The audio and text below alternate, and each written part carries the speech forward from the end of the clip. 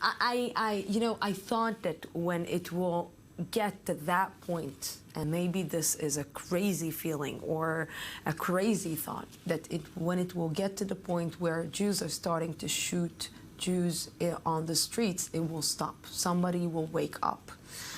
But it seems that it's not. I'm not sure what we want to stop, meaning on the Jewish-Israeli side, and I want to use the word Israeli, not the Jewish side, there are attacks that are going on. We can't have security personnel everywhere. And Beit Shemesh today, 5 minutes from my daughter's school, people there didn't have guns. They called the police. Thank God the terrorists decided to start stabbing the man right when police were there, and they were shot immediately.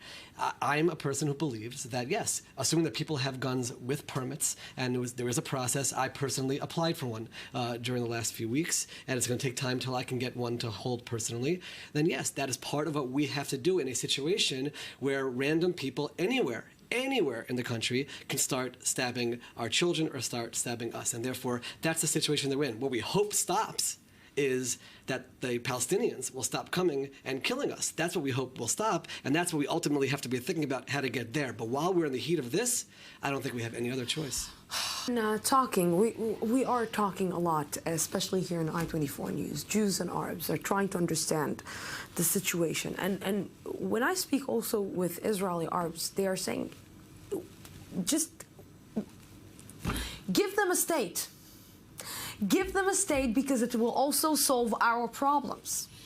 Give them a state because at the end of this wave, eventually, if there won't be a solution, again, the Israeli Arabs who are living in Israel will eat the dessert. And the dessert will keep us, as the Israeli Arabs who are living in Israel, always doomed to be terrorists. Well, I want to be, you know me well, I'm not a racist.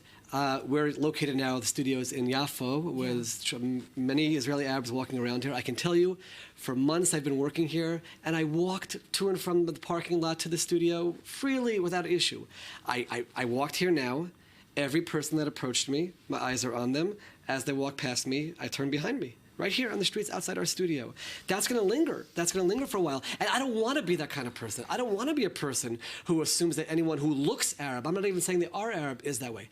However, to jump from that and all the repercussions, and it's horrible, and say, therefore, just rush to give them a state, I can't jump there either. I want to give them a state. I want this conflict to end, but I have to also watch out for our security.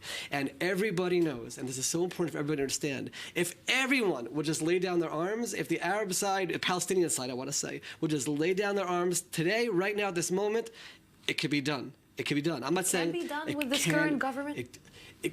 Not necessarily, but it can be done. But it can be done. And there is certainly a majority of Israelis that at that moment, I believe, would say, assuming that all arms are down, it will be done. If we lay down our arms, and if we're told, citizens, hold back your fire, police, be extra cautious, we're just going to have more killed on our side. That Sunday's terrorist attack in Beersheba saw an innocent Eritrean refugee killed, shot by police and beaten to death by enraged passers-by who thought he was a terrorist. I-24 News went out today to ask asylum seekers in Tel Aviv what they thought of the incident.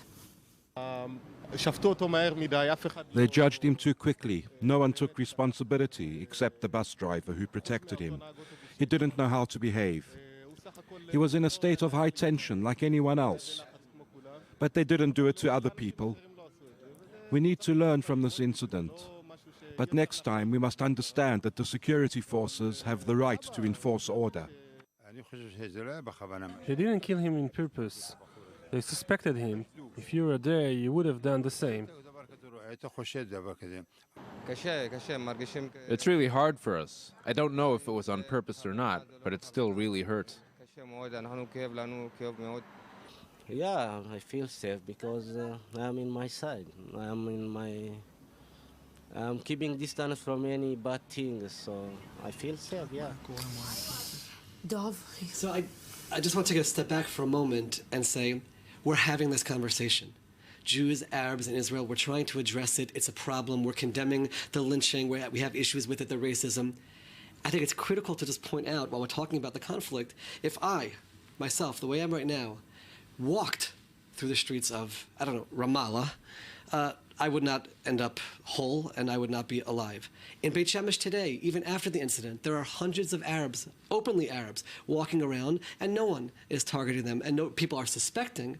And again, we have to talk about the fallout from that, but it's a critical distinction to make because I think so much attention is being put on Israel, and I appreciate the magnifying glass. And we have to do the self-reflection for ourselves, and I'm proud that we're doing it. But let's always keep in mind what other side we're dealing with. On that other side, not only is there no self-reflection, any open Jew who walked through those areas would be killed, would be dismantled, and there would be celebration over it, no self-reflection over what has happened.